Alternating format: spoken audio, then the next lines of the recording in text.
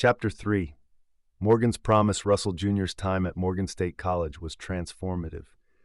The historically black institution was more than a place of learning. It was also a hub of activism and ambition. At Morgan, he found himself among peers who, like him, were determined to break barriers and redefine their futures in a segregated society. Morgan State College in the early 1950s was a microcosm of the larger struggle for civil rights, shaping Russell Jr. in ways he hadn't anticipated. The campus, filled with passionate students and professors, was a place where ideas collided and new dreams took root. For Russell Jr., it was an awakening. He saw the potential not only for personal success, but also for contributing to the fight for equality and social justice.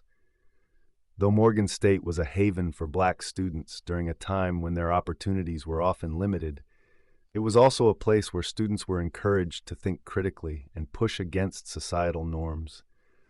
Russell Jr. had always been driven by a desire to prove himself, but his time at Morgan ignited a fire within him. He joined several student organizations and became involved in campus discussions about race and the role of education in shaping a better future for African Americans. He was no longer just a boy from West Baltimore trying to outrun the shadows of being black. He was a young man on a mission to make a lasting impact.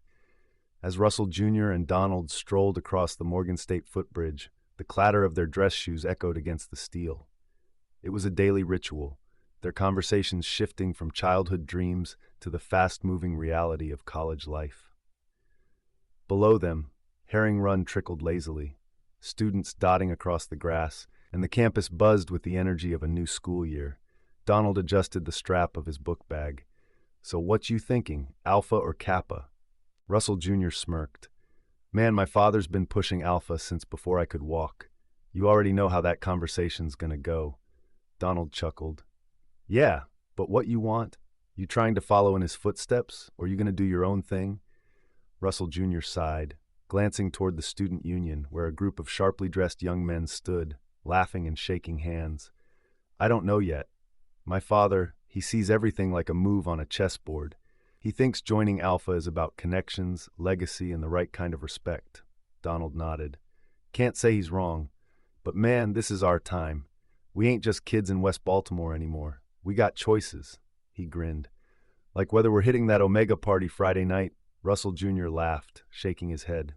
"You don't miss a beat, do you?" "Hell no," Donald said, flashing his trademark grin. "College ain't just about books. You gotta live a little. Make some memories before you're stuck in a clinic pulling teeth all day."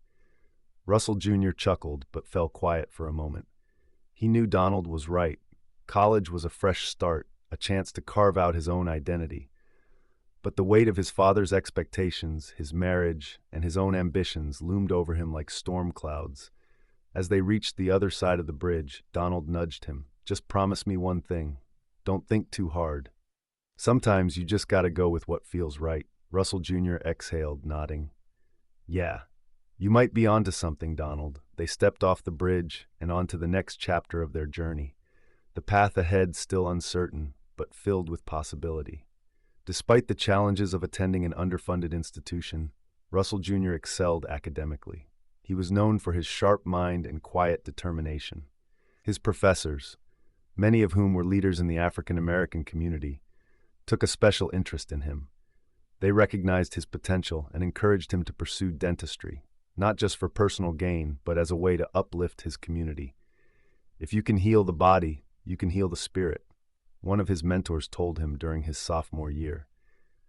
Those words stayed with Russell Jr. throughout his career, shaping his approach to both his profession and his life. Though he faced obstacles in a segregated society, Russell Jr.'s resolve never wavered. At Morgan, he found camaraderie in a group of ambitious students who shared his belief that they could achieve greatness despite the odds. They were the children of the Harlem Renaissance, inspired by the trailblazers who had fought for black dignity in a hostile world. Russell Jr. became part of this wave, determined to carve out his own space in a world that often told him he didn't belong. One of the most pivotal moments during his time at Morgan occurred when a local physician who had previously been a guest lecturer at the college invited him to shadow at the black-owned and operated Provident Hospital. Dr. James O'Neill, a successful black physician who had defied racial expectations, was a teaching dean at the only black hospital in the heart of Baltimore. For Russell Jr., it was a glimpse into the future he had always dreamed of. Under Dr. O'Neill's mentorship, he learned that medical practice was not just a means of livelihood. It was a way to empower the black community, offering a service that was both vital and often overlooked.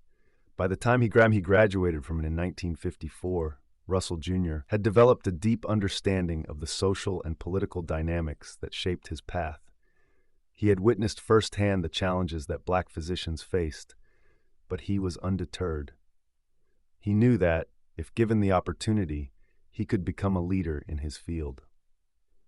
Morgan State College had equipped him not only with the technical skills to excel in life, but also with the intellectual tools to challenge the status quo.